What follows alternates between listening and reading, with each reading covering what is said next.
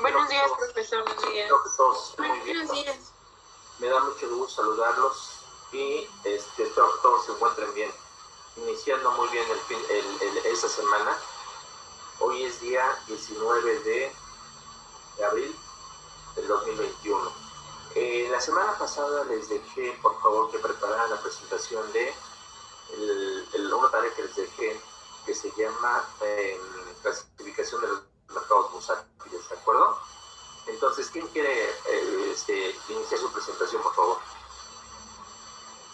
Quien quiera que sea, ¿eh?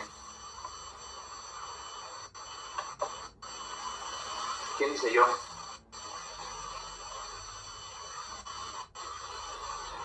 Si no, lo voy a escoger, ¿cómo ven? O lo escojo, o ustedes dicen yo. A ver, Eduardo Guido, por favor, adelante, Eduardo, con tu presentación, si eres tan amable. Sí, profesor. Es lo del mercado de derivados, ¿verdad? Sí, la clasificación, Eduardo, por favor.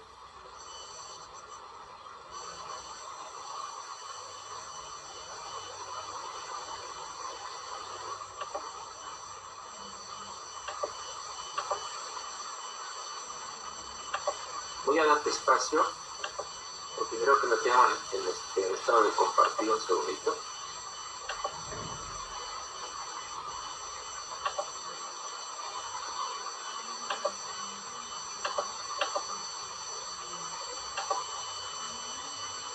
¿Sí puedes ponerla, Eduardo? ¿Sí, verdad? Ya se ve, ¿verdad? Ok, perfecto. Muy bien, Eduardo. Adelante, por favor.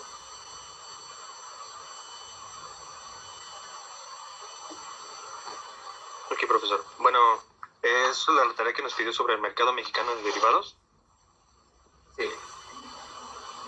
en el cual empieza con el mercado bursátil, el cual nos menciona que es un mercado donde se realizan intercambios de productos o activos de naturaleza similar, como ocurre en la bolsa mexicana, en las bolsas de valores, con acciones o bonos, aunque también existen bolsas especializadas en otro tipo de productos o de activos, y la demanda y la oferta de productos y activos actúan como la fuerza que determina los precios según los cuales se compran y venden estos. Esto quiere decir que no hay una regla o un estándar de un precio fijo para una acción o un activo de este tipo, sino que es la misma demanda y oferta, depende si es una buena empresa, si es una mala empresa, en el sentido de que tiene utilidades o pérdidas, van a determinar el precio de sus acciones y de los activos que estén en el mercado bursátil. Ok. A ver, un segundito, por favor, Eduardo. ¿Podemos pasar al anterior, por favor? Sí. Aquí. En la siguiente. Dice, en este mercado se realizan intercambio de productos o activos de naturaleza similar. ¿Qué quiere decir esto? En este mercado se realizan intercambios de productos o activos de naturaleza similar. Es decir, en un mercado bursátil, vamos a leer lo completo. Dice, en este mercado se realizan intercambios de productos o activos de naturaleza similar. Ojo, subrayado.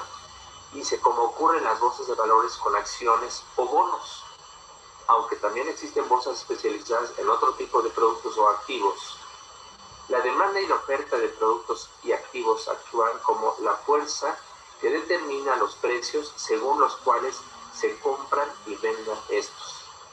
Si observamos la definición, como que no es muy clara, no nos da, o por lo menos no nos da mucha claridad sobre lo que realmente es un mercado bursátil. Ok, vamos a desmenuzarlo un poquito. ¿Qué les parece? Miren, un mercado bursátil es aquel mercado estandarizado, y se dice que es estandarizado porque todos los contratos son por el mismo tamaño, es decir, son de 100 en 100 unidades. Si hablamos de acciones, son 100 acciones.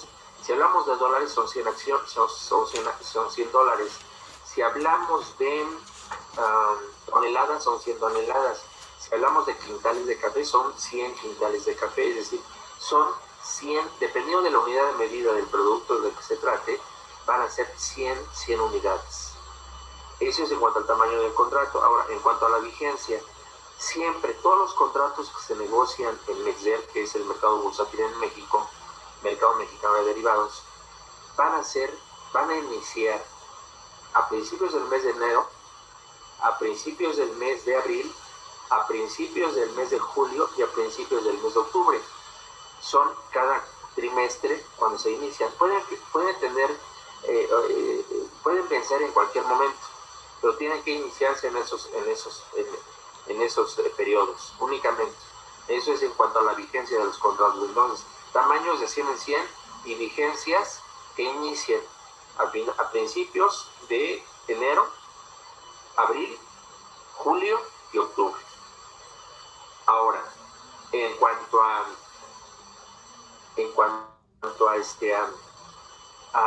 tipo de producto, esos tienen que ser estandarizados en el tipo de mercancías. Por ejemplo, si hablamos de un contrato de naranja, todos los contratos de naranja tienen que tener las mismas características.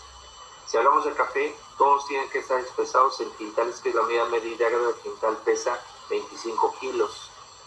Y así sucesivamente, dependiendo de la unidad de medida de cada producto, tiene que estar el tamaño, el volumen expresado en unidad y en el número de unidades que contiene cada contrato. Dice aquí, y dice muy bien, dice, en este mercado se realizan intercambios de productos o activos de naturaleza similar. Díganme ustedes, una tonelada de naranja y una tonelada de naranja y una acción son similares? No. Entonces, una tonelada de naranja tiene que intercambiarse por una tonelada de naranja. Eso sí es un producto similar.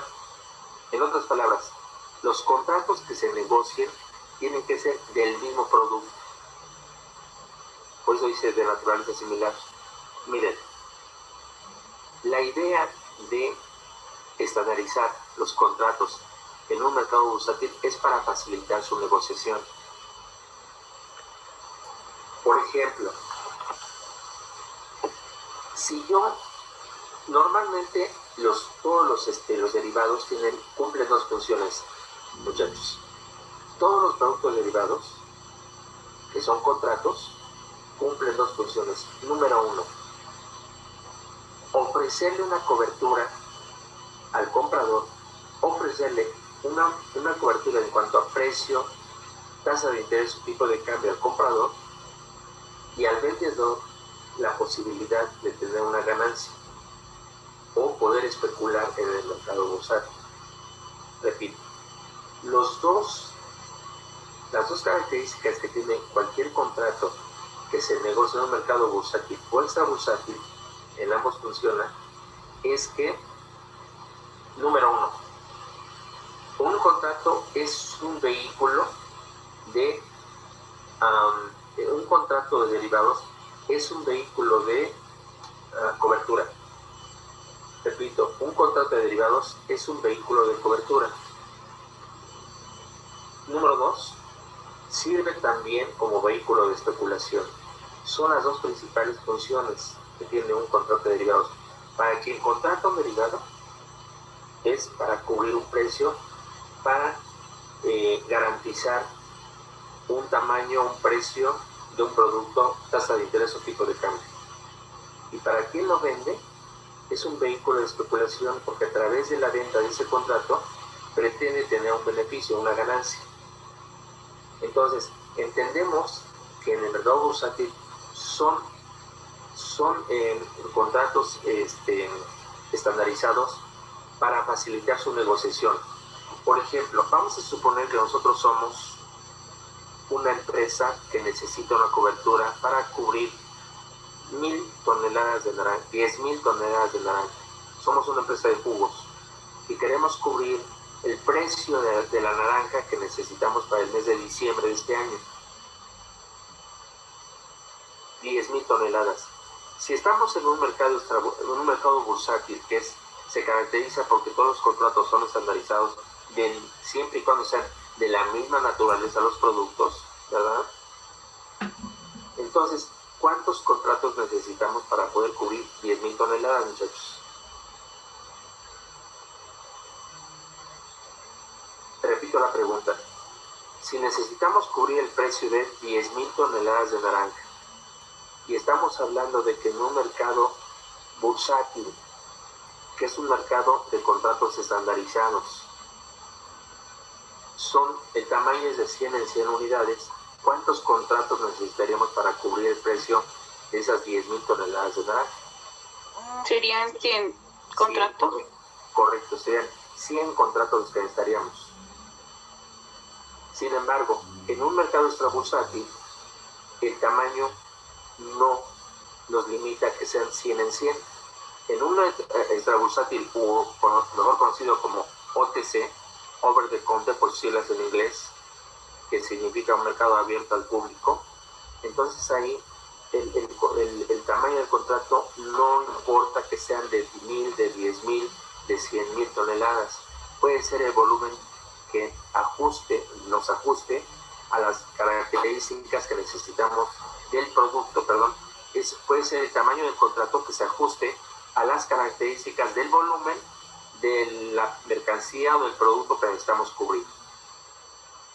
Ahora, esa es una gran diferencia entre un mercado bursátil y un extrabursátil. Repito, en el bursátil tenemos que ajustarnos al tamaño del contrato siempre de 100 en 100. En un extrabursátil no hay problema, no hay límite en el número de unidades que contenga un contrato. En este caso estamos hablando de la naranja, son 100 toneladas, ¿de acuerdo? Va a ser la unidad de medida de acuerdo con cada tipo de producto. En el caso de las naranjas, pues se mide por toneladas. En el caso de una acción, pues es por unidad. En el caso de otra unidad de medida, de litros, por ejemplo, pues habrá productos que se midan en litros. Y así de manera sucesiva. Entonces, sí queda claro cuáles son las características del tamaño de un contrato en el mercado bursátil y extrabursátil. Ahora, eso es en cuanto a tamaño del contrato. En cuanto a vigencia, ya les comentaba también que en el mercado bursátil debe de iniciar la vigencia siempre en el mes de abril, de enero, a principios del mes de enero, de abril, de julio y de octubre. Pueden vencer en cualquier momento, pero el inicio de la vigencia tiene que ser justamente en esos meses. Eso es en cuanto a vigencia. Ahora, ¿qué otra característica importante? Es volumen o tamaño, Profe, vigencia. Sí, disculpe, adelante. ¿podría repetir los meses del bursátil, por favor? Claro que sí, Paula. Gracias. ¿Puedo pedir un favor, Eduardo? ¿Puedes poner tu presentación? Gracias. Gracias, Eduardo, muchas gracias. Es que se estaba como trabando la diapositiva, ¿verdad? pero por eso la quité y la volví a poner. Muchas gracias, Eduardo. Paula, contestando a tu pregunta. La vigencia del contrato en el mercado bursátil debe de iniciar en el mes de enero, en abril, en julio y en octubre. Cada trimestre. Gracias, profesor. Y otra vez en enero del año siguiente, ¿ok? Y eso es en cuanto al inicio de la vigencia. En cuanto a la terminación de la vigencia, puede ser en cualquier momento, ahí no hay problema. Porque puede ser que tú ocupes la cobertura 1 mes, 2 meses, no hay problema. Pero sí tiene que ser siempre en el inicio de esos meses que les comenté. Sin embargo, en el mercado extrabursátil no hay problema por el inicio de la vigencia. Ahí puede ser en cualquier momento, puedes tú contratar o solicitar una cobertura en el mercado extrabursátil. Entonces, de esta manera podríamos decir que el mercado bursátil se enfoca a operaciones minoristas y el mercado extrabursátil se enfoca a operaciones mayoristas. Repito, por el tamaño de los contratos, que son de 100 en 100, podríamos pensar que el mercado bursátil se enfoca a operaciones minoristas y el mercado extrabursátil va más encaminado a operaciones a cubrir volúmenes mayores o operaciones mayoristas. ¿De acuerdo? Ahora, quiero hacer énfasis en la parte de naturaleza similar. Si yo soy un comprador, fíjense, si yo soy un vendedor de una cobertura en un mercado bursátil donde el producto sea la naranja la que se está cubriendo el precio, pues yo debo de tener esos contratos, se decía que son de 100 en 100 para facilitar su negociación. Si yo estoy cubriendo, vamos a suponer que estoy cubriendo las 10,000 toneladas de naranja y te vendí a ti los 100 contratos que necesitas para cubrir el precio de tu naranja. Y la operación, vamos a suponer que Cada tonelada de naranja la cubrimos o el contrato se hizo por $100 valor de cada tonelada cubierta. Es decir, yo te voy a cubrir aquí un precio de la naranja de $100 por tonelada. Si yo quisiera el día de mañana salirme de esa operación y vender mis contratos, porque los puedo vender, esos contratos que yo te vendí aquí para cubrirte el precio, puede ser que a mí no me convenga y que necesite salirme de la operación. Pues yo entonces veo con Asigna, que es la parte del mercado de Mexder, con la parte que yo puedo intercambiar esos contratos y los vendo, los dejo ya de cubrir. Entonces Asigna busca a otro vendedor de contratos para poder asignar esos contratos a ese vendedor y que se haga cargo de la cobertura que yo tenía. Entonces, los contratos de derivados en un mercado bursátil, hagan de cuenta que son, no hagan de cuenta, sino son títulos o son, ¿cómo les puedo explicar? Un cheque, un pagaré son títulos de crédito, ¿estamos de acuerdo? Un título de crédito es un contrato, un título de crédito es un contrato de derivados también. Entonces se puede negociar en cualquier momento. Cuando una persona compra un derivado, no lo hace con el propósito de especular, ¿o sí? No.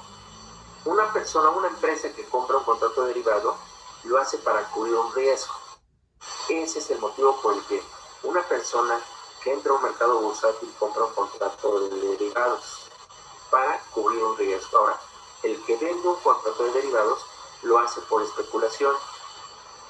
Entonces, de esta manera vemos que los contratos derivados cubren dos propósitos. Uno, al quien compra un contrato sirve como vehículo de cobertura, porque está cubriendo un riesgo. Y para quien lo vende es un vehículo de especulación, porque lo que trata de hacer el que vende un contrato es tener una ganancia de ese contrato. Por lo tanto, las posiciones entre comprador y vendedor de un derivado tienen que ser opuestas siempre.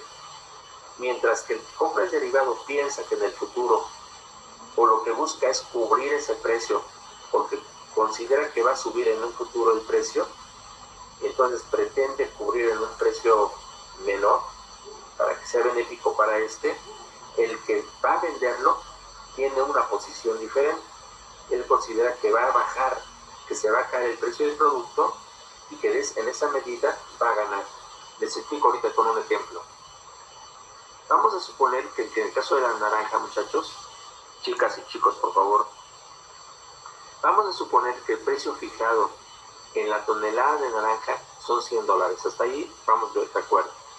Es decir, yo comprador del contrato, yo soy una empresa de jugos y compro 100 contratos en un mercado bursátil, 100 contratos para cubrir mis 10,000 toneladas de naranja. 100 por 100 son 100 contratos por 100 toneladas que contiene cada contrato, son las 10,000 toneladas que estoy cubriendo. ¿Hasta aquí está clara la propuesta? ¿Jóvenes? Sí, Okay. sí. Quiero que me vayan siguiendo, por favor. Entonces, tengo 100 contratos, compré 100 contratos para cubrir 10,000 toneladas de naranja. Cada contrato cubre 100 toneladas.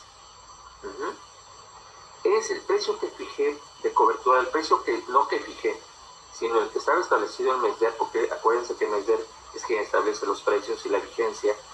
El precio para diciembre que tiene Mexder para la tonelada de naranja es de $100 por tonelada. Llega el mes de diciembre y resulta que en la temporada de verano llovió mucho y se inundaron los campos agrícolas y específicamente el de mi proveedor que me tenía que cubrir esa naranja. Obviamente por la mal clima que se dio, no solamente le afectó a mi proveedor, sino le afectó a muchos proveedores. Y por lo tanto, se viene una escasez de naranja a nivel del mercado nacional.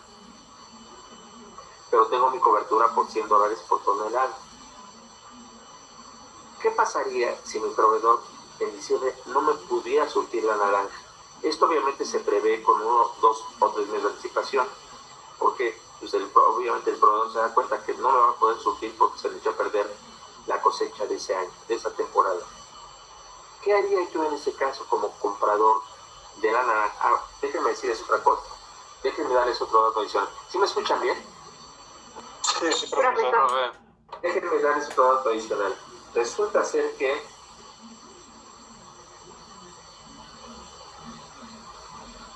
yo contraté 10,000 toneladas con el productor de naranja.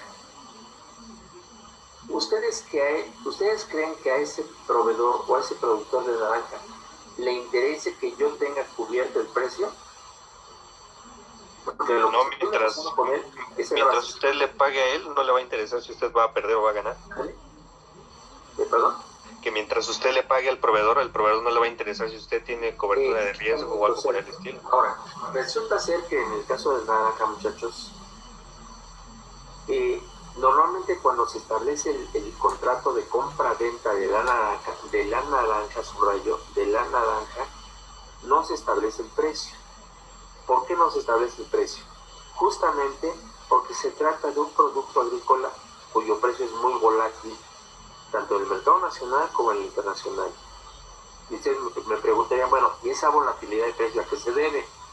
Pues se debe justamente a la incertidumbre que existe de que la producción se vaya a generar en tiempo y forma y en la calidad deseada o especificada. Ustedes saben que la naranja, al igual que todo producto agrícola, está sujeto a las condiciones climatológicas. Por ejemplo, el año pasado que hubo la inundación en Tabasco, en el estado de Tabasco, pues vieron cuántas plantas de plátano se echaron a perder, todos los sembradíos de plátano, que obviamente los proveedores no pudieron cubrir o cumplir con esas entregas que tenían para entregas futuras, porque toda la producción, por lo menos en gran parte que es el estado que más produce plátano a nivel nacional, Tabasco, la gran mayoría se echó a perder. Es por ello que el precio se fue de 17, 18 pesos hasta 30, 35 pesos el kilo de plátano. Y se ha mantenido por esos niveles. Ustedes compran un kilo de plátano hoy y no baja de 28, de 30 pesos. Justamente porque se echó a perder gran parte de la cosecha el año pasado por las inundaciones. Justamente así pasa con la naranja.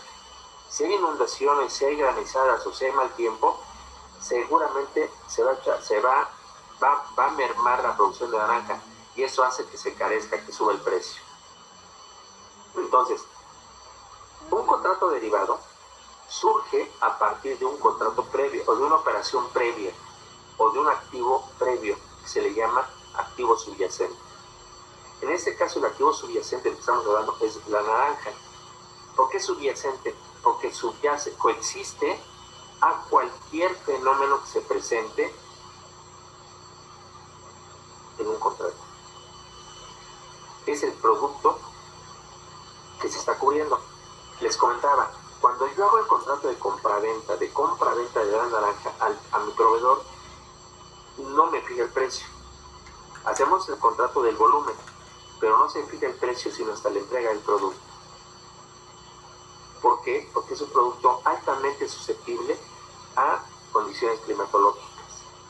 Y bien, puede ser que el producto se incremente de precio, puede ser que baje de precio, o puede ser que el proveedor no me lo surta, no lo pueda surtir porque se le echó a perder la producción.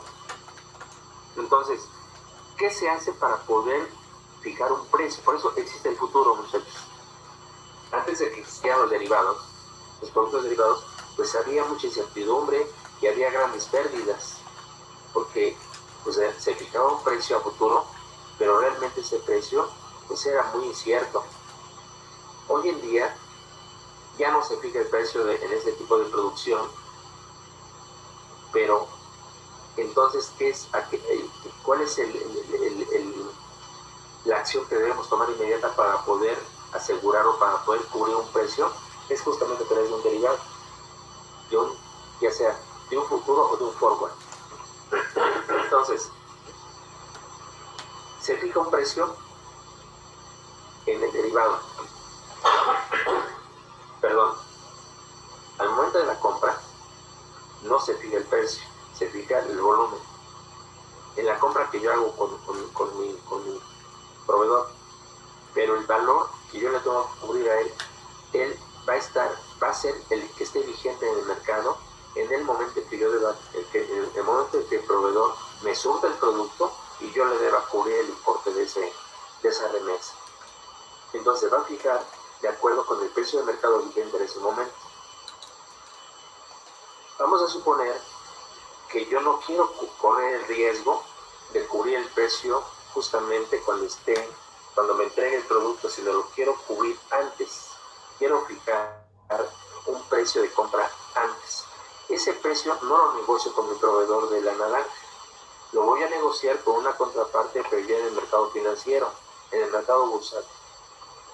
Entonces voy y compro una cobertura, hago un contrato de futuros del precio de la naranja para diciembre de este año, que es cuando yo espero que me la surtan o que la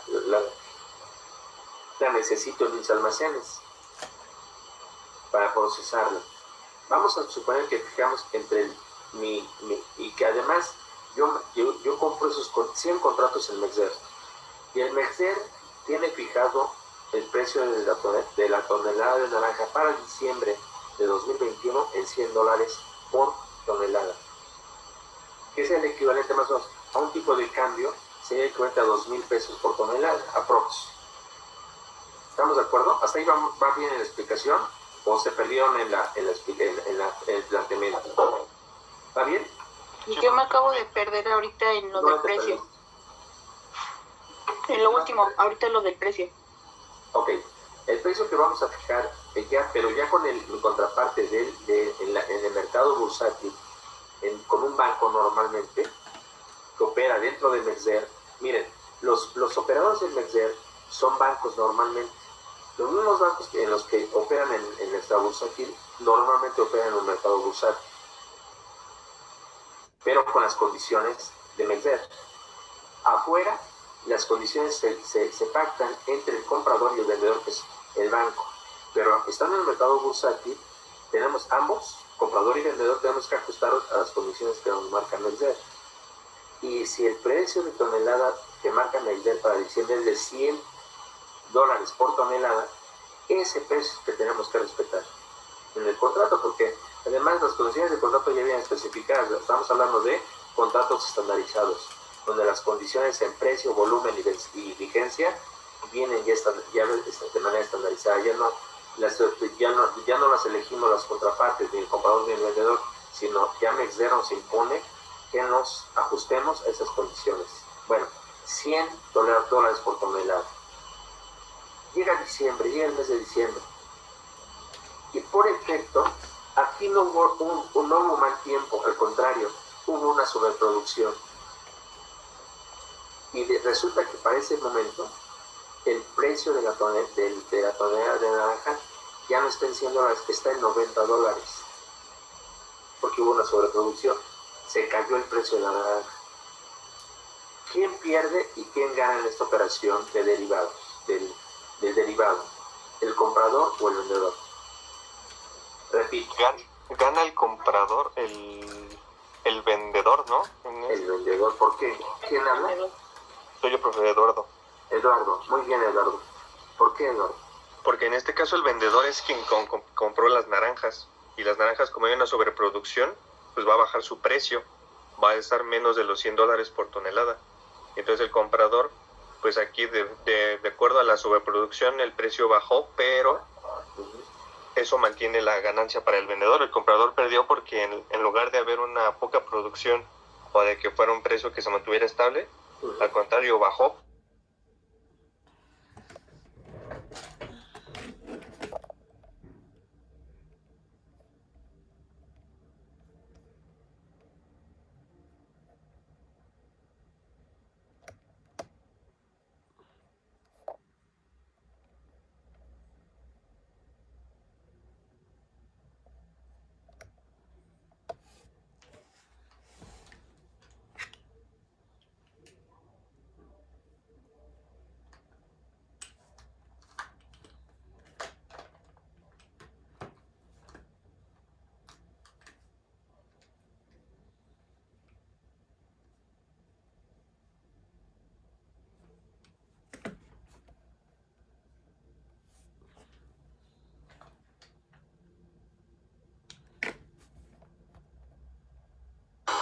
que yo, de acuerdo al análisis, el comprador, el vendedor, en este caso la persona que compró las naranjas, ganó porque la sobreproducción hace que el precio baje de la naranja.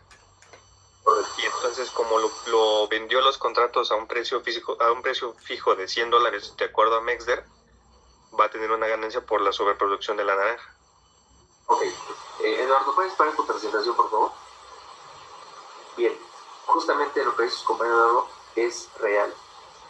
Si el precio lo fijamos en $100 y para cuando vence el contrato esté en $90 la tonelada de naranja, el comprador del contrato tiene que pagar, tiene que recibir, más bien, tiene que recibir esa naranja a $100 cuando el mercado esté en $90. Por lo tanto, si el comprador del contrato del futuro, en este caso el comprador del futuro, lo hubiera hecho en $100, pues más le valdría no haber contratado esa cobertura porque el mercado está en 90, está más barato. Entonces, el comprador va a pagar por cada tonelada $100, de acuerdo con el futuro contratado, con la cobertura contratada, en lugar de pagarlo en 90, que es a como se encuentra en ese momento en el mercado. ¿De acuerdo? Entonces, si baja el producto, si el producto está por debajo del precio pactado en el contrato, el que va a perder es el comprador y el que va a ganar es el vendedor. Porque el vendedor va a pagar, ahora sí, va a pagar, si el comprador le va a pagar al vendedor los $100 por naranja, por tonelada, y el vendedor del contrato se la va a vender a 90, se la va a surtir a 90, pues quien sale ganando es el vendedor, porque va a recibir más dólares por el precio de la naranja que en ese momento se encuentra en el mercado. ¿Sí me explicó? El comprador, en lugar de pagar $90, que es al precio real de la naranja en ese momento, va a pagar los $100. Y el vendedor va a recibir $100 por cada $90 que va a invertir en el precio de esa naranja. Y ese es el punto. Ahora, vamos a suponer el caso contrario. Vamos a suponer que en este caso, sí, efectivamente hubo una escasez de naranja, hubo un mal tiempo, mala temporada, y entonces el precio subió a $120. El comprador va a pagar cada tonelada $100, pero el vendedor va a tener a vendérsela a 100 cuando él está comprando, o va a pagar donde tenga que pagar el precio de la tonelada a 120. Va a pagar $20 más por tonelada que el precio pactado. Entonces, cuando se incrementa el precio en el mercado, justamente es cuando gana el comprador y pierde el vendedor. Y al revés, cuando baja el precio del subyacente del mercado, quien pierde es el vendedor y el que gana es el comprador. Perdón, al revés. Quien gana es el comprador y quien gana es el vendedor, profe, ¿no? Repito, cuando baja el precio del producto por debajo del precio pactado en el contrato, cuando baja el precio del producto, el que gana es el vendedor y el que pierde es el comprador. Y cuando se incrementa, va más allá arriba, se sube por arriba del nivel contratado en el contrato, el que pierde es el vendedor, y pierde el comprador. ¿No sería gana el comprador y pierde el vendedor? Cuando sube el producto, pierde el comprador y gana el vendedor, correcto. No, profesor, cuando sube el producto, gana el comprador y pierde el vendedor. Ok. Por eso. Sí, porque el comprador compra a un precio más bajo que el de mercado y el vendedor lo tiene que vender a un precio más bajo que el de mercado, correcto. Sí, entonces, nuevamente, cuando baja el producto, quien pierde es el comprador y gana el vendedor. ¿Estamos de acuerdo? Sí. Y cuando sube el precio del producto, quien pierde es el vendedor y gana el comprador. Sí. ¿Estamos de acuerdo? Sí, profesor. Sí, profesor. Bien. Muy bien, muchachos. Entonces, adelante, Eduardo, por favor. Pasamos a la siguiente lámina. No, la anterior, por favor, esa. ¿La quieres leer, por favor, Eduardo? Sí, profesor. Bueno, las características del mercado bursátil, una de ellas es que se considera un mercado centralizado y regulado. Este mercado permite a las empresas financiar sus proyectos y actividades a través de la venta de diferentes productos, activos o títulos, y a los inversores obtener una rentabilidad por sus ahorros. A ver, Otra esta parte, por favor. ¿Nos puedes explicar esta parte? Sí. Por ejemplo, aquí dice que este mercado permite financiar a las empresas en diferentes proyectos o actividades. Supongamos que en el caso de Bimbo, que es una empresa demasiado grande, de acuerdo a lo que yo pude investigar, es de que planeaba abrir una planta en Rusia. Y para poder financiar esa planta, para poder llevar a cabo pues todo lo que son permisos, licencias, infraestructura, invertir en esa planta, puso a la disposición en la bolsa de valores, en la bolsa mexicana de valores, más acciones para que la gente comprara aún más. Y obviamente que la gente, al saber que es Bimbo, que es una empresa ganadora, que en lugar de bajar sus acciones, al contrario, van subiendo y va creciendo más como empresa, la gente va a comprar esas acciones. Y es por ello que una empresa como Bimbo se puede financiar de este tipo de acciones, de este tipo de mercado, vaya. Y eso puede aplicar con diferentes empresas, ya sean más grandes o pequeñas de lo que es Bimbo. Pueden financiar tanto ampliaciones en su fábrica, en sus plantas, como algún tipo de inversión en propiedad intelectual, algún tipo en el caso, no sé, de Coca-Cola, algo por el estilo, en el caso de financiamiento para alguna planta que sea 100% ambiental, que reutilice el agua que se gasta Coca-Cola, o incluso en campañas sociales, es decir, que si llegan a una comunidad que es rica en lo que ellos utilizan para hacer el refresco, puedan devolverle a esa comunidad el aprovechado de sus recursos con, no sé, hacer una escuela o hacer un pequeño parque recreativo o ciertos lugares donde pueda haber pues cierta reciprocidad con la comunidad. Eso es a lo que se refiere este mercado. Bueno, este párrafo, que ayuda tanto, no solamente es para posicionarse en el mercado y tener estatus y saber que es una empresa ganadora. No, se utiliza también para poder ampliar la empresa y para poder mejorar. Y los inversores, pues, hay gente que específicamente se dedica a invertir en el mercado. Nosotros, en nuestro caso, podríamos ser inversores muy casuales, que solamente, digamos, invertamos una muy pequeña parte de nuestros ingresos. Y hay personas que específicamente se dedican, no tienen un trabajo como tal, pero se dedican a invertir. Y es ahí su ganancia, porque saben dónde invertir, saben qué invertir, saben en qué precio invertir y cuándo vender. Muy bien, muy bien, perfecto. Entonces, miren, el mercado bursátil se divide en dos partes. Una parte del mercado bursátil es donde se negocian valores, acciones y valores, como lo menciona su compañero Eduardo, que aplica lo que se ve aquí en la lámina, donde se negocian acciones y valores. Y otra parte del mercado bursátil, que es MexDer, es donde se negocian derivados. Como sabemos, en el caso de acciones y valores, el propósito de este mercado es para apoyar, para financiar requerimientos que tienen empresas, las empresas que cotizan en bolsa, obviamente, es para financiarse, ya sea a través de la emisión de obligaciones o de pagarés o de pasivos, o a través de la emisión de acciones o de capital. Estos dos tipos de títulos son los que se negocian en un mercado bursátil. Repito, entonces el mercado bursátil tiene dos divisiones. Una, en donde se negocian acciones y valores, y otra en donde se negocian productos derivados. En ambos mercados, más o menos la tendencia de negociación es similar, pero los objetivos son diferentes. Mientras que en el mercado bursátil de acciones y valores se negocian títulos para financiar requerimientos o proyectos y actividades de empresas que cotizan en bolsa, y las mismas empresas que cotizan, hagan de cuenta, el interés de una empresa de cotizar en bolsa no es para que toda la gente la vea, que está en la bolsa, no. Es porque tienen necesidades de financiamiento. y por eso va a la bolsa. Entonces, para entrar a la bolsa necesitas ciertos requisitos. Una vez que ya estás cotizando en bolsa, puedes emitir acciones o puedes emitir obligaciones o pagarés o pasivo, como lo conocemos comúnmente.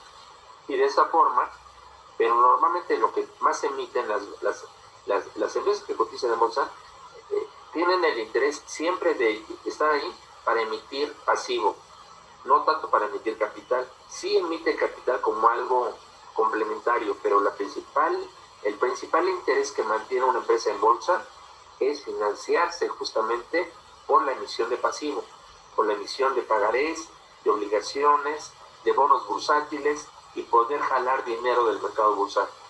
¿Me explico? Esa es la parte de mercado de valores. Ahora, en la parte del mercado de derivados,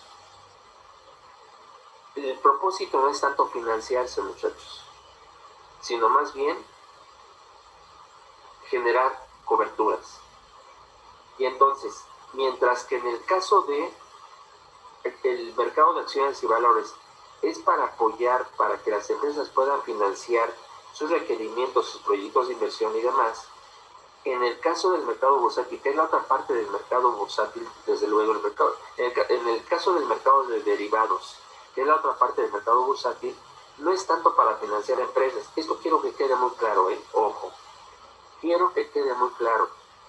Si bien es cierto que el mercado de derivados, el mercado bursátil de derivados, representado por MEXDER, que significa Mercado Mexicano de Derivados, es para operar dentro de un mercado organizado, bursátil, el hecho de que las empresas recurran a MEXDER para comprar sus coberturas, no es el propósito de financiarse. El propósito que tiene MEXDER, que es la otra parte del mercado bursátil, es generar garantías o vender coberturas a empresas que requieren esas coberturas. Aunque la forma de negociar los contratos es similar a la del mercado de acciones y valores, no es el propósito de financiar a las empresas, sino el propósito de financiar a las empresas en el MEXDER, que es la otra parte del mercado bursátil, es para generar garantías y para que las empresas que se acercan a él vayan con el propósito de cubrir, de comprar coberturas en tipo de cambio, en precio o en tasa de interés. Y por el otro lado, en el caso de los oferentes, de los vendedores de un contrato, es para obtener una ganancia. Y justamente lo vimos en el caso de la naranja, por ejemplo. Si bien es cierto que para la empresa juguera o embotelladora de jugos, el principal objetivo de haber recurrido al mercado bursátil es comprar una cobertura de precio, para el vendedor pues era generar una ganancia. Y decíamos, si el producto se incrementa de precio, quien pierde es el vendedor del contrato, el que entró para ganar. Y si el producto baja de precio, quien gana, decíamos, es quién. Si el producto baja de precio en un mercado de derivados organizado, ¿quién gana? El vendedor. El vendedor. Correcto. Y si sube, El comprador. Comprador. Entonces vean ustedes que no es el mismo propósito que en un mercado de acciones y valores. Por lo tanto, por eso están muy definidos, aunque los dos son bursátiles, pero los dos tienen propósitos diferentes. Uno es para financiarse y también por la parte de quien compra esos valores, pues es tener un rendimiento. Eso es por la parte de acciones y valores. Pero por la parte de coberturas, es el inversionista siempre va con la idea de ganar en un mercado de derivados. Y el que compra la cobertura es con un propósito de cubrir un riesgo. Esa es esa parte. Entonces, ambos, comprador y vendedor, siempre, tanto en un mercado bursátil como en un mercado extrabursátil de derivados, siempre están en expectativa, el primero, el que compra, de cubrir un riesgo, pero el segundo es de lucrar o ganar con la materialización de ese riesgo. ¿Sí me explico? Ahora sí, preguntas, por favor. Preguntas y comentarios. Pero entonces ahí, de acuerdo a lo que usted dice, profesor, en este caso el vendedor ocupa el contrato para asegurarse, bueno, para protegerse del riesgo, para tener algo que lo ampare. Y el comprador es el que va a especular, o sea, lo hace con la intención de especular. No, al revés. El que acude a un mercado de derivados a comprar un contrato es para cubrir un riesgo. Y el que te lo vende es para tener una ganancia. ¿De acuerdo? Ok. Sí. O sea, siempre son esas dos figuras. Una va a ser con el fin de protegerse y otra va a ser con el fin de ganar. Exactamente. Por lo tanto, entonces, cualquier contrato de productos derivados tiene dos propósitos. El primer propósito es servir como vehículo de cobertura y dos, servir como vehículo de especulación. Cobertura para quien lo contrata y especulación para quien lo vende. Sí, profesor, gracias. Anótenlo, por favor, porque eso es muy importante que lo tengamos claro. Cualquier contrato de derivados tiene dos propósitos. Servir como medio o como vehículo de cobertura, como un medio de cobertura, y el segundo propósito que tiene es servir como un medio o un instrumento de especulación o de ganancia.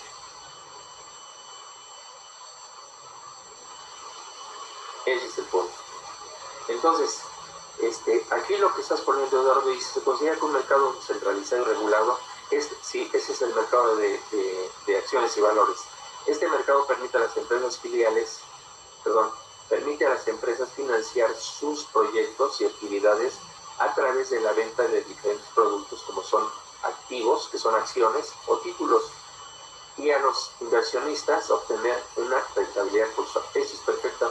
Ocurre en el mercado de acciones y valores, que es la primera parte del mercado bursátil en la que opera Nasdaq, ¿de acuerdo? Y en los mercados bursátiles existe un mercado secundario en el cual se pueden intercambiar valores, activos o productos previamente emitidos por empresas o gobiernos. Y yo les preguntaría aquí, ¿qué debemos entender por un mercado secundario? De valores.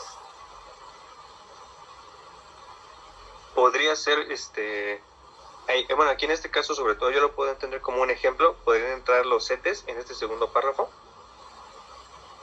Sí, ese es el producto, pero ¿qué es un mercado primario y qué es un mercado secundario? ¿Por qué se les llama así? En los mercados bursátiles existe un mercado secundario en el cual se pueden intercambiar valores, activos. Valores son acciones, ¿no? Valores, activos o productos previamente emitidos por empresas o gobiernos. Se le conoce como mercado secundario a aquellas que son distintas al mercado de... No te escucho, Rubén. No te escucho. Se le conoce como mercado secundario a todas aquellas diferentes al de mercado de valores. Por ejemplo,